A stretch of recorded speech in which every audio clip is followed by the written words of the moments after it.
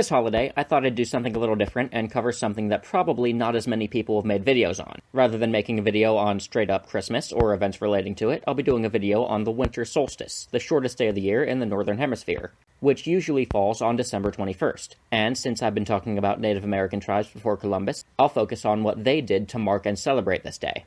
Stone Age cultures paid attention to the cycles of celestial bodies much more than people may initially think. The reason being not only because the sky is all they had to look at, but also because their food sources depending on them knowing what time of year it was. To illustrate the point and give examples of what could have motivated Native Americans to mark the winter solstice, many primitive cultures in Europe celebrated solstice by having a winter feast. They saw solstice as the start of deep winter, the time of year where food often ran out and people were known to starve to death. This feast often had more meat than any other time of year because the cattle were usually slaughtered, to avoid having to feed them during deep winter. Also, this is the time when the last of the year's beer and wine were usually completing fermentation, having been started earlier in the summer.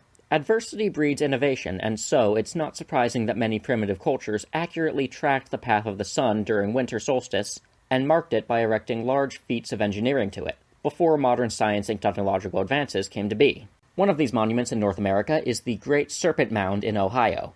This 1,300-foot-long monster appears from bird's eye view to be uncurling itself and swallowing an egg in its jaws. The hump-like curvature of the thing appears to line up with the path of the sun during winter solstice and equinoxes, and the head lines up with the path of the sun during summer solstice. And that's about all we know for sure about its purpose. This is one that confuses the archaeologist completely, even down to the millennia it was constructed, with conflicting carbon dating of materials from the snake, giving the dates 300 BC and 1070 AD. There has, however, been evidence of burning found in the circular egg part of the mound, as well as many headless skeletons and ancient knives being excavated, suggesting regular human sacrifice. So that's fun. That's a fun thing to imagine.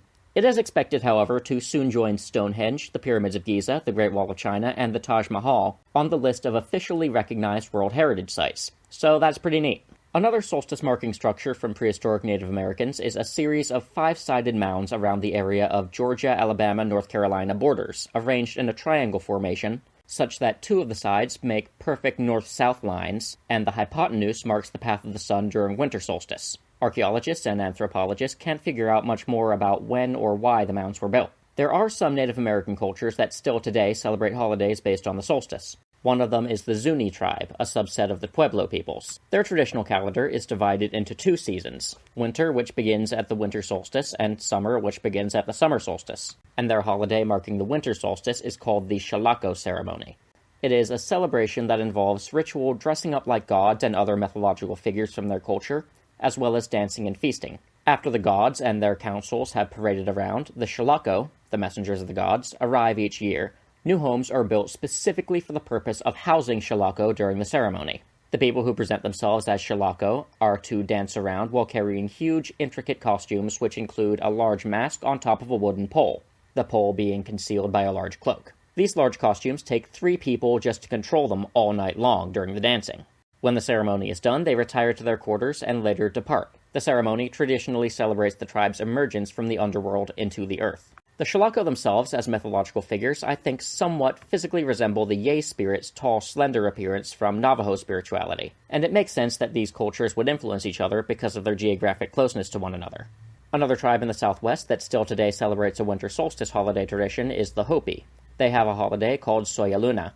They believe that the shortening of the days and the movement of the sun is caused by the sun god moving away from the earth. Thus, their holiday is focused around convincing him to return. Specifically, they believe that he is being driven away by hostile forces, and so, after a day of exchanging feathers with loved ones, the Hopi ceremony culminates in a mock battle between bearers of the sun shield and evil forces. Well, I've given you a good-sized list of Native American observances of the winter solstice. I'm sure there are more that I just haven't found, so if you know of any, leave a comment. And don't forget to like and subscribe.